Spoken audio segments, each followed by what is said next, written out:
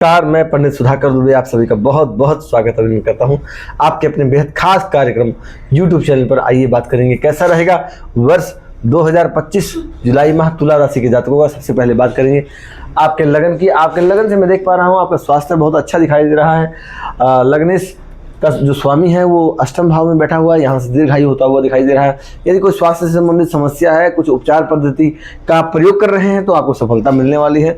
उपचार के लिए बहुत अच्छा समय दिखाई दे रहा है। बात करेंगे आपके धन की, तो आपकी राशि कुंडली से मैं देख पा रहा हूँ इस वर्ष 2025 में जुलाई का माह आपका बहुत अच्छा जाने वाला है।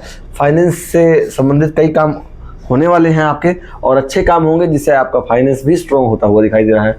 बात करें आपके पराक्रम की, तो यहाँ पर बहुत उत्साह ऊर्जा दिखाई पड़ रही है, क्योंकि भाग्य भाव में बृहस्पति अपनी ही राशि को देख रहा है, तो ऊर्जा उसकी सप्तम दृष्टि से ऊर्जा बहुत अच्छी दिखाई पड़ रही है। आपका 2025 बहुत अच्छा जाने वाला है जुलाई का माह। बात करते हैं भूमि भवन और माता के सुख की, तो यहाँ घर से संबंधित कुछ वाद विवाद और विकार हो सकते हैं, लेकिन बहुत अधिक लंबे समय तक नहीं दिखाई दे रहा है। कुछ समय के बाद बहुत अच्छा होता हुआ भी दिखाई दे रहा है, कुछ ना कुछ लाभ दिखाई दे रहा है। पंचम भाव से संतान और विद्या का विचार करते हैं, तो संतान और विद्या का सुख भी अच्छा दिखाई पड़ रहा है, लेकिन कुछ अड़चनें आ सकती हैं इसमें, लेकिन अड़चनों के बाद फिर ठीक हो जाएगा। बात करें आपके रोग की घर की, तो रोग के घर में शनि बैठा हुआ है, यहाँ पर शत्रुहंता बनती है। शत्रु अगर आपको परेशान करना चाहते हैं तो अपराजित होंगे, पर आपको पराजित नहीं कर पाएंगे, परेशान नहीं कर पाएंगे, उनसे कोई फर्क नहीं पड़ता हुआ दिखाई दे रहा है। आपकी कुंडली के सप्तम भाव से जीवन साथी का विचार करते हैं, तो यहाँ पर नए अवसर प्रदान हो रहे हैं, नए जीवन साथी की तलाश आपकी पूरी हो सकती है।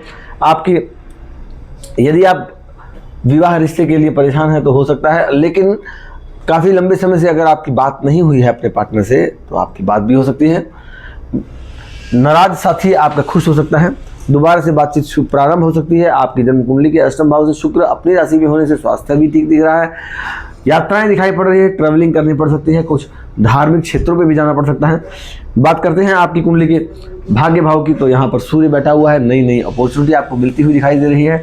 दशम भाव में बुध अपने पिता चंद्रमा की राशि में है, इसलिए रोजगार में कुछ अड़चनें आएंगी, लेकिन ये अड़चनें ज़्यादा दिन तक नहीं रहेंगी, कुछ ही दिन में 2 से 3 दिनों के अंदर समाप्त होती हुई दिखाई दे रही हैं। बात करते हैं आपके एकादश भाव से लाभ की, तो एकादश भाव से लाभ होता हुआ दिखाई दे रहा है। इस महीने का जो अंतिम समय है उस समय आमदनी अधिक और खर्च कम होता हुआ दिखाई दे रहा है। और तुला राशि के जातकों के लिए विशेष बात यह है कि यदि आप रत्न पहनना चाहें तो शुक्र का रत्न है फायर ओपल, डायमंड या जरकन, ये पहन सकते हैं। आपके मन में कोई प्रश्न या संदेह है और आप बात करना चाहते हैं, व्यक्तिगत रूप से मिलना चाहते हैं, तो आप हमें नीचे गए दिए नंबरों पर संपर्क कर सकते हैं। आप स्वस्थ रहें, मस्त रहें, तंदुरुस्त रहें, व्यस्त रहें और हष्ट पुष्ट रहें। इसी के साथ मैं आपसे इजाज़त चाहूँगा। जय सिया राम, भारत माता की।